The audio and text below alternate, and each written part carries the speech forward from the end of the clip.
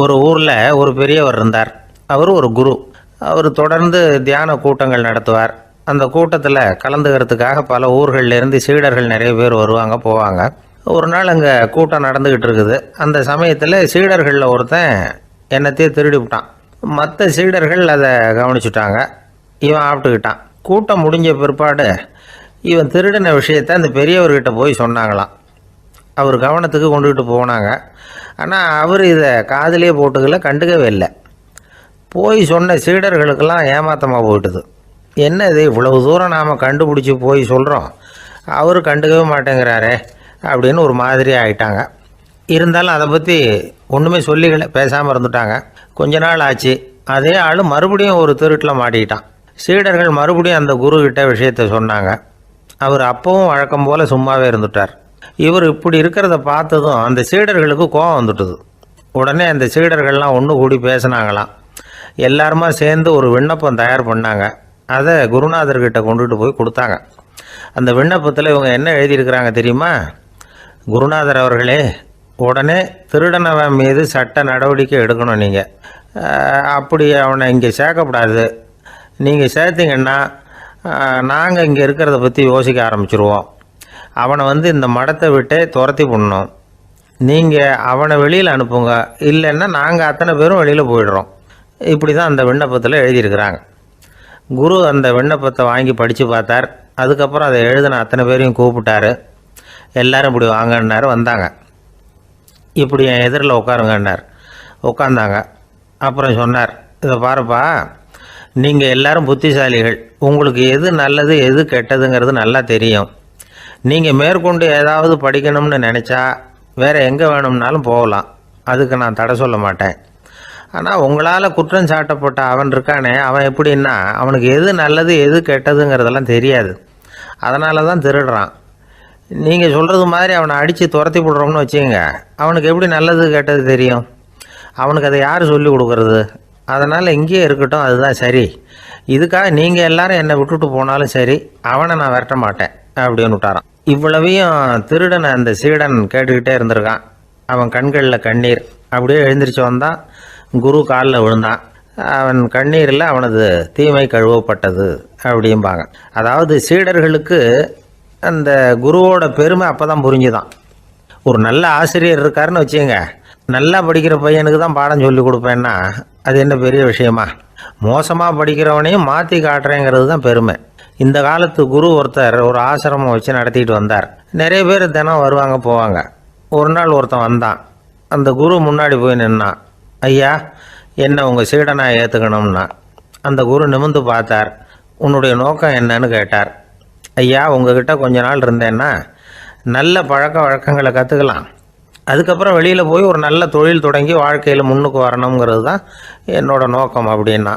நீ சொல்கிறது சரி, ஆனால் உன்னால் இங்கே நல்ல பழக்க வழக்கங்களை கற்றுக்க முடியலேன்னு வச்சுக்கோ, அப்போ என்ன பண்ணுவேன் அப்படின்னு கேட்டார் அவர். அப்படி ஆச்சுன்னா என்ன, உங்களை மாதிரியே ஒரு ஆசிரமம் ஆரம்பித்து அதுக்கு குருவாக இருந்துட்டு போகிறேன் அப்படின்னு நானும்.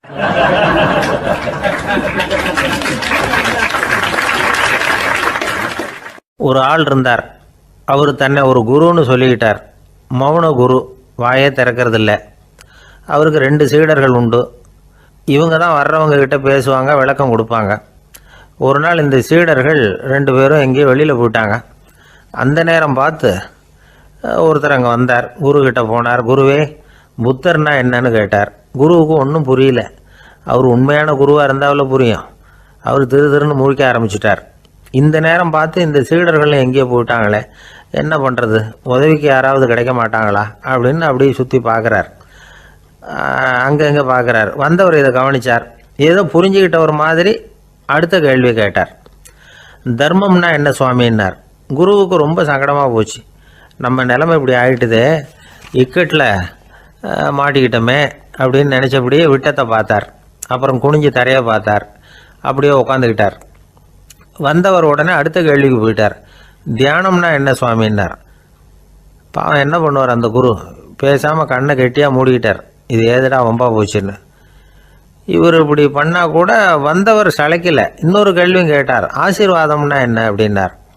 இவர் பார்த்தார். இப்படியே போனால் இவர் கேள்வி கேட்குறத நிறுத்த மாட்டார் அப்படின்னு நினச்சிக்கிட்டு எனக்கு ஒன்றுமே தெரியாதுங்கிற பாவனையில் 2 கையையும் விரித்து காட்டினார்.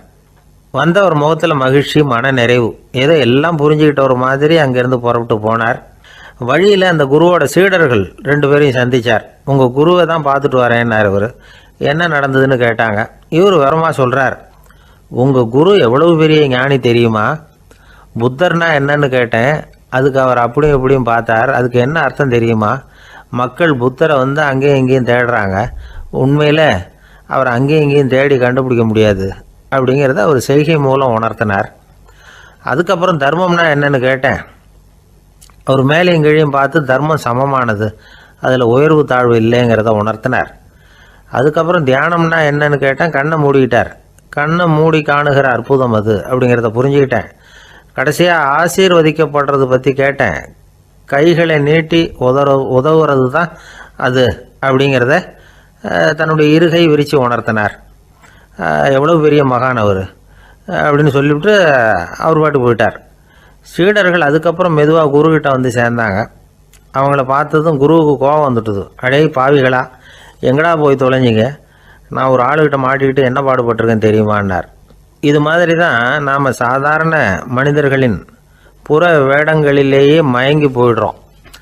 அவங்க பேச்சு, செய்கை, பார்வை இதிலெல்லாம் ஏதோ பெரிய தத்துவம் இருக்கிறதாக நினச்சிக்கிறோம். உண்மையிலேயே அந்த தத்துவங்கள் யாருக்கு சொந்தம்? அவங்களுக்கு இல்லை, நமக்கு தான் சொந்தம். நாம் தானே அதை கற்பிச்சுக்கிட்டோம். நாம் அடையாளம் கண்டுக்கிறது இல்லை. நாம் யாருங்கிறது நமக்கு புரியறதில்ல. அதுதான் இன்றைக்கி நடக்கிறது. அதனால தான் அடுத்தவங்களை தேடி ஓடிக்கிட்டு இருக்கிறோம். சில வீடுகளில் கூட இது மாதிரி சைகைகள் உண்டு. சில குடும்ப தலைவர்கள் தினமும் காலையில் கண்ணை கெட்டியாக மூடிக்கிட்டு கை 2ஐயும் சுத்தமாக விரித்து வச்சுக்கிட்டே உட்காந்து தியானம் பண்ணுறது வழக்கம். எதுக்காக அப்படி பண்ணுறீங்கன்னு ஒருத்தரை பார்த்து கேட்டேன். இந்த மாதம் வாங்கின சம்பளம் பூரா தீர்ந்து போச்சு, இனிமேல் என் கையில் சுத்தமாக ஒன்றும் இல்லை, புதுசாக எதுவும் செலவு வச்சுடாதே அப்படிங்கிறத அப்படி உள்ளங்கை 2ஐயும் விரித்து காட்டி அவங்களுக்கு உணர்த்துறேன் அப்படின்னார்.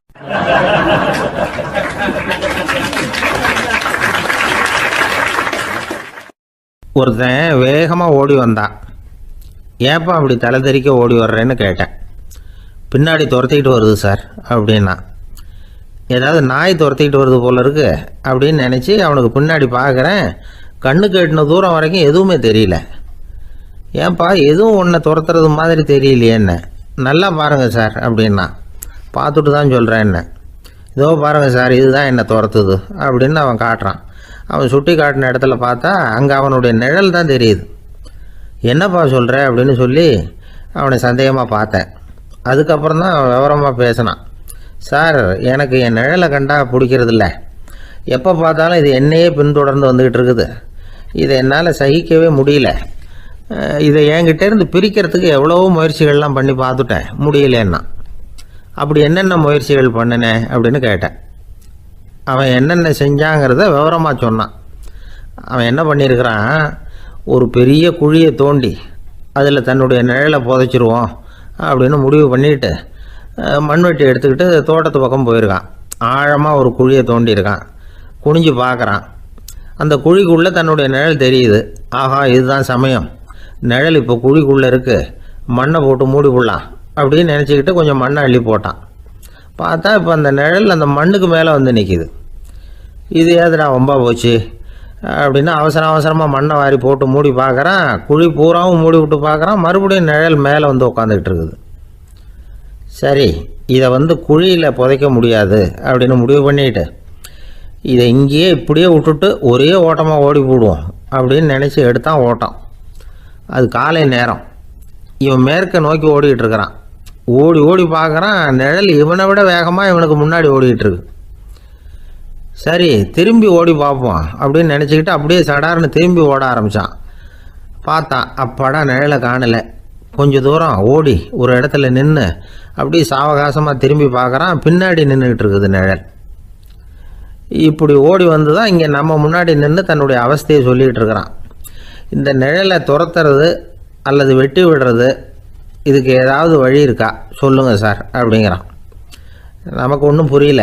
அந்த நேரம் பார்த்து ஒரு பெரியவர் வந்தார். அவர்கிட்ட யோசனை கேட்டோம், என்ன செய்யலாம்னு. அவர் சொன்னார், இந்த பாருப்பா, நீ அங்கேயும் எங்கேயும் ஓடாத, அப்படியே கீழே படுத்துக்கொண்டார். அது நல்ல உச்சி வேலை. அவன் அப்படியே கீழே படுத்துக்கிட்டான். இப்போ அப்படி இப்படின்னு திரும்பி பார்க்குறான், நிழலை காணலை.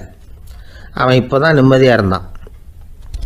இப்போ அந்த பெரியவர் சொன்னார், எல்லா மனிதர்களுமே இப்படி தான் ஓடிட்டுருக்குறாங்க.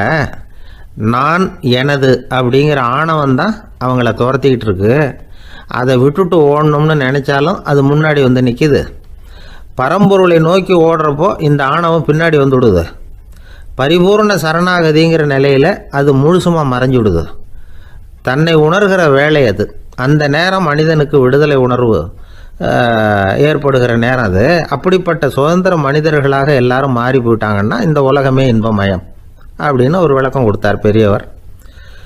நம்மால் ஒருத்தர் வேகமாக ஓடி வந்துக்கிட்டு இருந்தான். ஏன்டா அப்படி ஓடி வர்ற அப்படின்னு கேட்டார் எதிரில் வந்தவர்.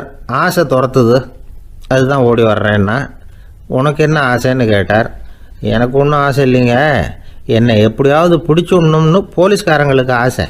அந்த ஆசை இப்போ என்னை துரத்தி பின்னாடி வந்துக்கிட்டு இருக்குது. அதுதான் தப்பிச்சு வந்துக்கிட்டு இருக்கிறேன். குறுக்க நிற்காதீங்க சார், வழியை விடுங்க அப்படின்னு சொல்லிவிட்டு வேகமாக ஓடி மறைஞ்சான்.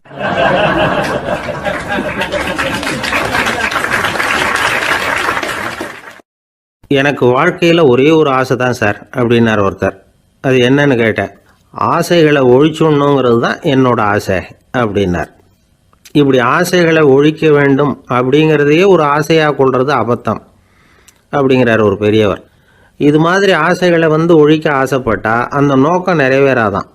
அந்த முயற்சியால் புதுசாக சில துன்பங்கள் தான் சேருமா. அதில் புதுசாக ஒரு ஆசை தலை தூக்கும் அப்படிங்கிறார் அவர். ஆசைகளை தானாக விழ வச்சுடலாம். அதுக்கு வழி என்ன தெரியுமா? எந்த ஒரு ஆசையையுமே பூரணமாக நிறைவேற்றி கொள்ள முடியாதுங்கிறத உணரணும். அதை உணர்ந்தால் ஆசைகள் தானாக விழுந்துடும். அதை விட்டுட்டு ஆசைகளை விட்டுடணுங்கிறதையே ஒரு ஆசையாக வச்சுக்கிட்டு அதுக்காக கடுமையாக முயற்சிகளையும் செஞ்சுக்கிட்டு நான் ஆசைகளை விட்டுட்டு ஞானோதயம் அடையிறதுக்கு கடுமையாக முயற்சி பண்ணிகிட்டு இருக்கிறேன் சார் அப்படின்னு சொல்லிக்கிட்டு இருந்தால் எந்த காலத்துலேயும் ஞானோதயம் வரப்போகிறதில்ல. அதுக்கு பதிலாக துன்பந்தான் சேரும் அப்படிங்கிறது அவரோட கருத்து. எந்த ஒரு ஆசையையும் பூரணமாக நிறைவேற்றி கொள்ள முடியாது அப்படிங்கிறத உணரணும். ஒரு ராஜா, அவர் மனசில் அமைதி இல்லை, எப்பவும் கஷ்டப்பட்டுக்கிட்டே இருந்தார். இந்த துன்பத்தை போக்குறதுக்கு பல வழிகளில் என்னென்னமோ முயற்சியெல்லாம் பண்ணி பார்த்தார். ஒன்றும் சரியாக வரல. கடைசியாக ஒரு காரியம் பண்ணார். அதாவது ஒரு வேதாந்தியை தேடிட்டு போனார். அவரை பார்த்து கேட்டார், ஐயா, என்னுடைய துன்பங்கள்லேருந்து நான் விடுபடணும், அதுக்கு சுலபமாக ஏதாவது ஒரு வழி இருந்தால் சொல்லுங்களேன் அப்படின்னு கேட்டுக்கிட்டார். அதுக்கு அந்த வேதாந்தி சொன்னார், அதுக்கு ஒரு வழி சொல்கிறேன், அது மாதிரி செய். அதாவது உன்னுடைய ராஜ்யத்துக்குள்ளே போதுங்கிற மனசோடு வாழுற ஒருத்தனை கண்டுபிடிக்கணும். அப்படி கண்டுபிடிச்சி அவனுடைய சட்டையை வாங்கி நீ போட்டுக்கணும். அப்படி போட்டுக்கிட்டா உன்னுடைய துன்பம் தீர்ந்துடும் அப்படின்னார். உடனே ராஜாவுக்கு ரொம்ப மகிழ்ச்சி. அரண்மனையில் இருந்த அத்தனை பேரையும் ஆளுக்கு ஒரு பக்கமாக அனுப்புனார். தேட சொன்னார். போதுங்கிற மனசுடைய ஒருத்தனை கண்டுபிடிச்சி கொண்டுகிட்டு வாங்க அப்படின்னார். எங்கெங்கேயோ தேடி கடைசியாக ஒரு ஆளை கண்டுபிடிச்சாங்க. அவன் போதுங்கிற மனசோடு இருக்கிறவன் தான். ஆனால் அவன்கிட்ட சட்டை எதுவும் இல்லை. இடையில கட்டியிருக்கிற துண்டே போதுங்கிற மனசோடு அவன் வாழ்ந்துக்கிட்டு இருக்கிறான். சட்டை இருந்தாவில் ராஜா வாங்கி மாட்டிக்க முடியும். அந்த வேதாந்தி ஏன் அப்படி சொன்னாருங்கிறதுக்கான அர்த்தம் இப்போ தான் ராஜாவுக்கு புரிஞ்சுதான். இது வரைக்கும் சொன்னதெல்லாம் ஞான மார்க்கத்தை தேடிடுறவனுக்கான உள்ள தகவல். இப்போ இன்றைக்கி இளைஞர்கள் இதை கேட்டுவிட்டு நமக்கு ஆசையே வேணாம் அப்படின்னு முடிவு பண்ணிவிட்டா வாழ்க்கையில் முன்னேறவே முடியாது.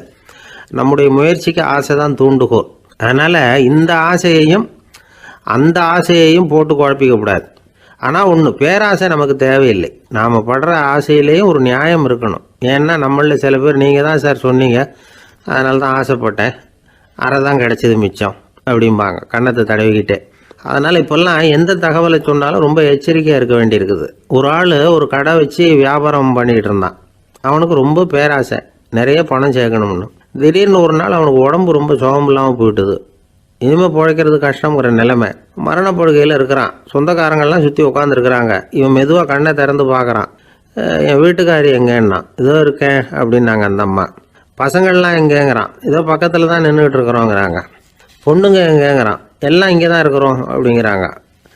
எல்லாம் இங்கே தான் பக்கத்தில் தான் இருக்கோம், நீங்கள் கவலைப்படாதீங்கன்னு சொல்கிறாங்க எல்லாம். அவன் மெதுவாக கஷ்டப்பட்டு வாயை திறந்து, அட பாவிங்களா, எல்லாரும் இங்கே இருந்தால் அங்கே கடையை யார் கவனிக்கிறது அப்படின்னானா.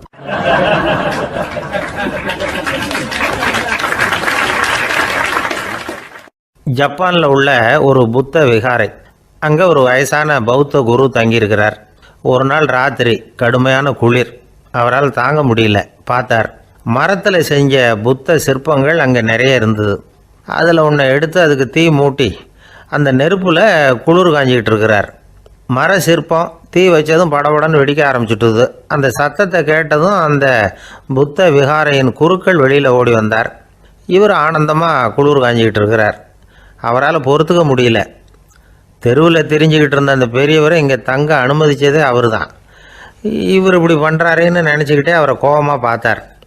ஏன் இப்படி கோபமாக பார்க்குறீங்க, இப்படி வந்து உட்காருங்க அப்படிங்கிறாரு இவர். அவருக்கு இன்னமும் கோபம் வந்துட்டுது. எங்கள் கடவுளை வந்து எரிச்சுட்டிங்களே அப்படின்னு சத்தம் போட்டாராம். அப்படியா அப்படின்னு கேட்டுக்கிட்டே அந்த சாம்பலை கிளறினார் இவர். என்ன செய்கிறீங்கன்னு கேட்டிருக்காரு அவர். நான் எலும்புகளை தேடுறேன்னாராம். நீங்கள் ஒரு பைத்தியம், இது ஒரு மர சிற்பம், இதில் எலும்புகள் கிடையாது அப்படின்னாராம். அவருக்கு கோபம் வந்துட்டுது. உடனே வெளியில் போங்கன்னு கத்தியிருக்கார். வெளியில் தள்ளி கதவையும் சாத்தி விட்டாராம். மறுநாள் காலையில் கதவை திறந்து பார்த்தா அந்த வயசான பெரியவர் ஒரு மைல்கல் மேலே சில காட்டு பூக்களை வச்சு புத்தம் சரணம் கச்சாமின்னு சொல்லிக்கிட்டே இருக்கிறார். இவருக்கு சந்தேகமாக போட்டுது. கிட்ட போனார். என்ன செஞ்சுக்கிட்டு இருக்கீங்கன்னு கேட்டார். இது என்னுடைய காலை நேர பிரார்த்தனைனாராம். நிஜமாகவே நீங்கள் ஒரு பைத்தியமாக தான் இருக்கணும், ஏன்னா அது ஒரு மைல்கல் அப்படின்னாராம். இப்போ அந்த பெரியவர் சொன்னாராம், நீங்கள் ஒரு மரத்தை புத்தராக நினைக்கும் பொழுது நான் ஏன் ஒரு மைல்கல்ல புத்தராக நினைக்கக்கூடாது? நான் வந்து புத்தரை எரிக்கலாம், ஏன்னா அவரை நான் நேசிக்கிறேன். அந்த சிற்பம் வந்து மரத்தால் ஆனதுங்கிறது எனக்கு தெரியும். நான் ஒரு மைல்கல்லை தொழலாம், ஏன்னா அது எனது பூக்களை தாங்குது. நான் இந்த மைல்கல்லுக்குள்ளே மறைஞ்சிருக்கிற புத்தரை பார்க்குறேன். யாராவது ஒரு சிற்பி இதை சிலையாக்கினா தான் நீங்கள் புத்தரை பார்க்க முடியும். அன்னைக்கு ரொம்ப குளிராக இருந்தது. நான் எனக்குள்ளே இருக்கிற புத்தரையும் பாதுகாக்கணும். உள்ளே இருக்கிற புத்தரை காப்பாற்றுறதுக்காக வெளியில் உள்ள புத்தரை எரிக்கலாம், அதில் ஒன்றும் தப்பு இல்லை. அது அவருடைய போதனையிலேயே இருக்குது. உனக்குள் ஜோதியாக இரு அப்படிங்கிறது அவருடைய போதனை. என்னுடைய புத்தர் வந்து குளிரில் நடுங்கிட்டு இருந்தார். அந்த மர சிற்பங்கள் வெயில் மழையில் உணர்ச்சி இல்லாமல் இருந்தது, அதனால் அப்படி பண்ணினேன். ஆனால் நீங்கள் என்ன பண்ணீங்க? நான் ஒரு மர புத்தரை எரிச்சதுக்காக உயிருள்ள புத்தரை வெளியில் தள்ளி கதவை சாத்தினீங்க அப்படின்னாராம் அந்த பெரியவர். உண்மையான பக்திங்கிறது இதுதான். அதாவது உனக்குள் ஜோதியாக இரு அப்படின்னு புத்தர் சொன்னார் இல்லையா, அது மாதிரி தனக்குள் ஜோதியாக இருக்கிற இந்த காலத்து ஆசாமிகள் நிறைய பேர் உண்டு. எப்பவும் போதையிலேயே இருக்கிறவங்க. ஒரு நாள் நடு ராத்திரி ஒரு மது கடையில் ஒரு ஆள் அங்குள்ள சிப்பந்திகள்கிட்ட கேட்டுக்கிட்டு இருக்கிறான். மறுபடியும் இந்த கடை எப்போ திறப்பாங்கன்னு கேட்டானா. நாளைக்கு காலையில் 8 மணிக்கு திறப்பாங்க அப்படின்னு நானும் அங்கே இருந்த ஆள். அவன் திருப்பி திருப்பி அதையே கேட்டுக்கிட்டு இருக்கான். இவனுக்கு பதில் சொல்லி சொல்லி அழுத்து போச்சு. அதான் சொல்கிறேன் ஐயா, நாளைக்கு காலையில் வா அப்படின்னாங்களாம். அதுக்கு இவன், நான் வர்றதுக்காக கேட்கலையா, நேற்றுக்கு வந்தவன் உள்ளேயே மாட்டிக்கிட்டேன், வெளியில் போகிறதுக்காக கேட்டேன் அப்படின்னு நானும்.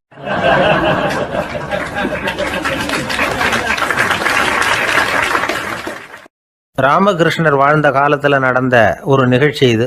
அப்போது ஒரு ஓவியர் இருந்தாராம். அவருக்கு ஒரு ஆசை, ராமகிருஷ்ணர் படத்தை வரையணும், அதை அவர்கிட்டயே கொண்டுட்டு போய் காட்டி அபிப்பிராயம் கேட்கணும். இதுதான் அந்த ஓவியரின் ஆசை.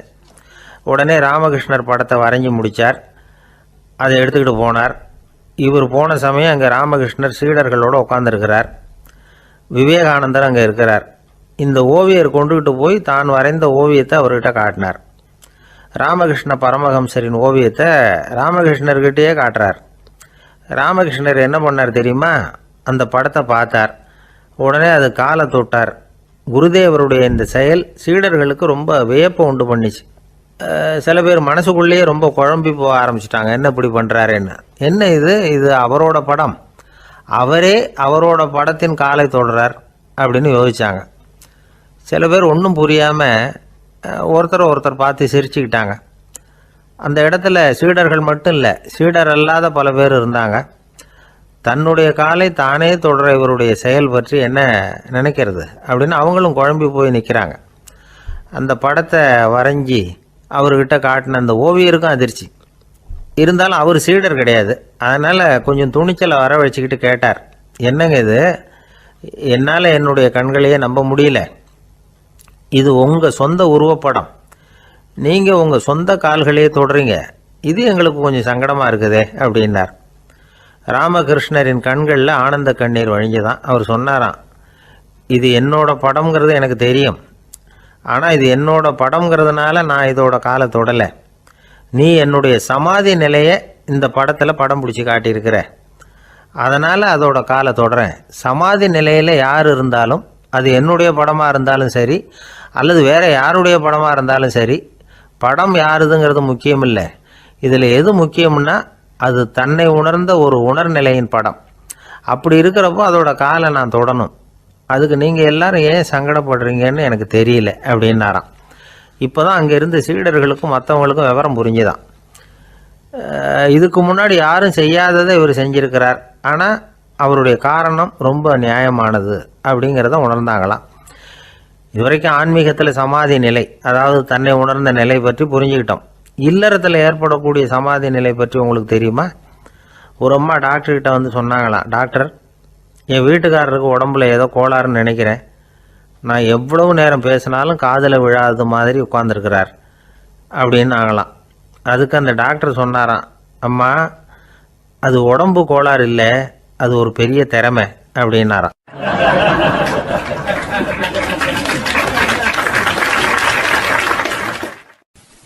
ஒரு ஏரி ஓரமாக 2 பசங்க நடந்து போய்கிட்டு இருக்கிறாங்க. அதில் ஒருத்தன் பணக்கார வீட்டு பையன், இன்னொருத்தன் ஏழை. இவங்க 2 பேரும் போய்கிட்டு இருக்கிறாங்க.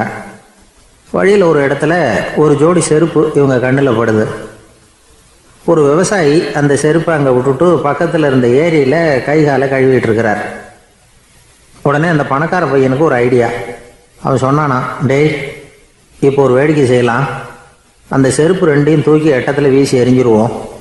அந்த ஆள் வந்து பார்த்துட்டு செருப்பை தேடி அல்லாடுவான், அங்கேயும் இங்கேயும் ஓடுவான், திருன்னு முழிப்பான். அதை பார்த்து நாம் ரசிக்கலாம், நல்ல தமாஷா இருக்கும் அப்படின்ட்டுருக்கான். இப்படி சொல்லிவிட்டு அந்த செருப்புகளை தூக்கிறதுக்கு போனானா. கொஞ்சம் பொறு அப்படின்னானா அந்த ஏழை பையன். ஏன்னு கேட்டிருக்கான் அவன். இப்போ அந்த ஏழை பையன் சொன்னானா, நீ சொல்கிறது ஒன்றும் வேடிக்கை கிடையாது, உன்னோட செருப்பு தொலைஞ்சா உன் அப்பா உடனே உனக்கு வேறு செருப்பு வாங்கி கொடுத்துருவார். ஆனால் அந்த ஆளுக்கு இந்த செருப்பு தொலைஞ்சதுன்னா வேறு புதுசாக வாங்கிறதுக்கு வாயையும் வயத்தையும் கட்டி பணத்தை சேர்க்க வேண்டியிருக்கும். அதனால் நான் ஒரு வேடிக்கை சொல்கிறேன், அது மாதிரி செய், அது இன்னமும் தமாஷா இருக்கும் அப்படின்னானா. எப்படி அது சொல்லுன்றிருக்கான் அவன். செருப்பு 2ம் அது இருக்கிற இடத்துலையே இருக்கட்டும், உன் சட்டப்பையிலிருந்து ஒரே ஒரு ரூபா நாணயத்தை எடு, அதை அந்த செருப்பு மேலே அதோட குதிகால் பகுதியில் வச்சுட்டு நாம் 2 பேரும் அந்த மரத்துக்கு பின்னாடி ஓடி போய் மறைஞ்சு நின்றுக்குவோம், அப்புறம் பாரு வேடிக்கையே அப்படின்னா. அதே மாதிரி ரூபா காசு செருப்பு மேலே வச்சுட்டு இவங்க 2 பேரும் மறைஞ்சு நின்றுக்கிட்டாங்க. கொஞ்ச நேரத்தில் அந்த விவசாயி வந்தார். காலில் உள்ள மண்ணை தட்டிவிட்டு செருப்பை மாட்டுறதுக்காக போனார். அங்கேருந்து காசு கண்ணில் போட்டுவிட்டுது. அவருக்கு ஆச்சரியமாக போச்சு. அதை கையில் எடுத்து பார்க்குறார். 4 பக்கமும் திரும்பி திரும்பி பார்க்குறார், யார் இதை வச்சுருப்பான்னு. கடைசியில் ஆகாயத்தை பார்க்குறார். ஆண்டவா, இது உன்னோட கருணை தான், நீ தான் யாரோ புண்ணியவான் மனசில் தர்மம் பண்ணுற எண்ணத்தை உண்டாக்கி இருக்கிற, அந்த புண்ணியவான் நல்லா இருக்கணும் அப்படின்னு வாழ்த்தி அந்த காசை கண்ணில் ஊற்றிக்கிட்டாரான். மறைஞ்சிருந்து பார்த்துக்கிட்டு இருந்த ஏழை பையன் இப்படி சொன்னான், பாத்தியா, உன்னை புண்ணியவான்னு வாழ்த்தி விட்டு போகிறார் அந்த ஆள். அவருக்கும் சந்தோஷம், அதை பார்த்து நமக்கும் சந்தோஷம். உனக்கு ரூபாங்கிறது ஒரு பெரிய விஷயம் இல்லை, ஆனால் அதனால் நமக்கு கிடைச்சிருக்கிற மகிழ்ச்சி ரொம்ப உயர்வானது அப்படின்னு நானும். வேடிக்கையும் கிண்டலும் இது மாதிரி அடுத்தவங்களுக்கு இடைஞ்சலாக இல்லாமல் இருக்கணும் அப்படிங்கிறார் கலைவாணர். ஆனால் பாருங்கள், அவருக்கே இடைஞ்சலாக வர்ற விஷயங்களை கூட அவர் வேடிக்கையாக தான் எடுத்துக்கிட்டாராம். ஒரு தடவை ஒருத்தர் கலைவாணர்கிட்ட வந்து, ஐயா, என் குழந்தை செத்து போச்சு அப்படின்னு சொல்லி அழுதாராம். உடனே இவர் அவருக்கு 100 ரூபா பணத்தை கொடுத்து, இந்தாங்க அடக்கம் செய்யுங்க அப்படின்னு சொல்லி அனுப்பி வச்சாராம். 1 வருஷம் கழித்து மறுபடியும் அதே ஆள் வந்திருக்கார். இவர் மறந்துருப்பாருங்கிற நினைப்புல, அண்ணே, என் குழந்தை இறந்து போச்சுண்ணே அப்படின்னாராம். இவர் மறுபடியும் 100 ரூபா கொடுத்து ஆறுதல் சொல்லி அனுப்பி வச்சாராம். 7-8 மாதம் கழித்து மறுபடியும் அதே ஆள் வந்திருக்கார். அவர் வாயை திறக்கிறதுக்கு முன்னாடியே இவர் 100 ரூபாய் அவர் கையில் வச்சு, போன 2 தடவை தான் குழந்தை செத்து போச்சு, இந்த தடவையாவது அதை சாகாமல் காப்பாற்றி விடு அப்படின்னு சொல்லி அனுப்பி வச்சாரா. அதுக்கப்புறம் அந்த ஆள் வர்றதே இல்லையா.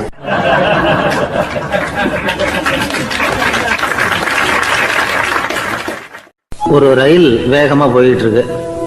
அது ஒரு ரயில்வே ஸ்டேஷனில் கொஞ்ச நேரம் நின்றுது. அப்போ அதில் ஒரு ஆள் ஏறினார். தலையில் ஒரு மூட்டையை வச்சுருந்தார். மூட்டையை தலையில் சுமந்துக்கிட்டே உள்ளே வந்தார். மூட்டையை தலையில் சுமந்துக்கிட்டே ஒரு இடத்துல உட்காந்தார். ரயில் மறுபடியும் புறப்பட்டது. இவர் தன் தலையில் இருந்த மூட்டையை கீழே இறக்கி வைக்கணும்ல, வைக்கல, சுமந்துக்கிட்டே வரார். எதிரில் உட்காந்துருந்தவர் கேட்டார், ஏங்க ஏன் இப்படியே உட்காந்துருக்குறீங்க தலையில் மூட்டையை வச்சுக்கிட்டு? மூட்டையை கீழே இறக்கி வைக்கலாமே அப்படின்னார். வேணாங்க, பாவம், தலையில் இருக்கிற மூட்டையை இறக்கி ரயிலில் வச்சா ரயிலுக்கு பாரம் அதிகமாக இருக்கும் அப்படின்னார் அவர். இப்படி ஒரு ஆளை பார்த்தா நமக்கு சிரிப்பு தான் வரும். ஏன்னா ரயிலுங்கிறது அந்த மூட்டையையும் சேர்த்து சுமந்துக்கிட்டு தான் போகுது.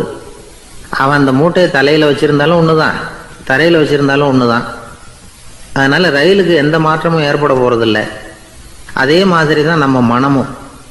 இதுவும் ஒரு தேவையில்லாத சுமை, அனாவசியமாக சுமந்துக்கிட்டு இருக்கிறோம். இதை கீழே இறக்கி வச்சுட்டா வாழ்க்கை பிரயாணம் சுகமாக இருக்கும். ரயில் பிரயாணம் பண்ணுற அந்த ஆள் மூட்டையை சுமக்கிறான், வாழ்க்கை பிரயாணம் பண்ணுற நாம மனசை சுமக்கிறோம். இது ரெண்டுக்கும் எந்த வித்தியாசமும் இல்லை. மனசை கீழே இறக்கி வச்சுட்டா பாரம் இல்லாமல் வாழலாம், பறவைகள் மாதிரி பறக்கலாம், குழந்தைகள் மாதிரி கள்ளங்கபடம் இல்லாமல் வாழலாம். இந்த வெளி உலகத்தில் நாம் நிலை பெற்று இருக்கணும், வேரூன்றி இருக்கணும். அதே சமயம் நம்முடைய உள்வெளியில் ஆன்மீக வாழ்க்கையில் பாரம் இல்லாமல் இருக்கணும். அப்போ பறக்கணும், நதியை போல் ஓடணும், மிதக்கணும், பயணம் சுகமாக இருக்கும், களைப்பு தெரியாது, கவலை தெரியாது. ஒரு சீடன் போதி தர்மரை நாடி வந்தான். குருவே, நீங்கள் என்ன வெறுமையாக இருக்க சொன்னீங்க, நான் இப்போ மறுபடியும் வெறுமையானவன் ஆகிட்டேன், அதனால் இப்போ என்ன செய்ய சொல்கிறீங்க என்ன அப்படின்னு சொல்லி நின்னான். உடனே அந்த குரு பக்கத்தில் இருந்த ஒரு குச்சியை எடுத்து அவன் தலையில் அடித்து, போய் அந்த வெற்றுத்தன்மையையும் வீசி எறிந்து விட்டு வா அப்படின்னார். நான் இப்போ காலியாக இருக்கிறேன்னு ஒருத்தன் சொல்கிறான்னு வச்சுங்க, அது உண்மை இல்லை. ஏன்னா இன்னமும் அதில் நான்கிற எண்ணம் இருக்குது. எந்த சிந்தனையும் இல்லாமல் இருக்கிறது கடினம்தான். ஆனாலும் மனிதன் அதில் உள்ள நுட்பத்தை புரிஞ்சுக்கிட்டான்னா இவ்வளவு தூரம் தூக்கி சுமந்துக்கிட்டு வந்த அந்த மனதின் முட்டாள்தனத்தை அவனே பார்த்துட்டு சிரிப்பான்.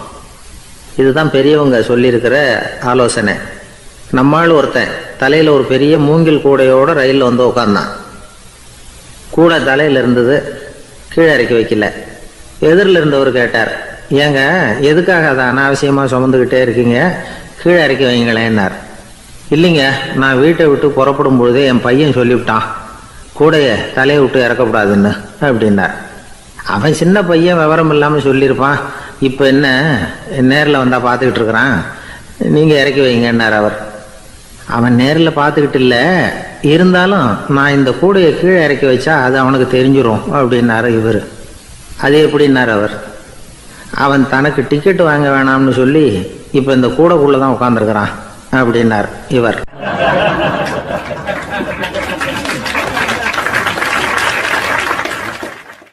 எனக்கு தெரிஞ்ச ஒருத்தர் இருக்கார். அவர் ஒரு பெரிய காவல்துறை அதிகாரி, ரொம்ப கண்டிப்பானவர். அவரை கண்டாவே எல்லாரும் பயப்படுவாங்க. அப்படிப்பட்டவர் வீட்டுக்கு போனால் அப்படியே அடியோடு மாறிடுவார்.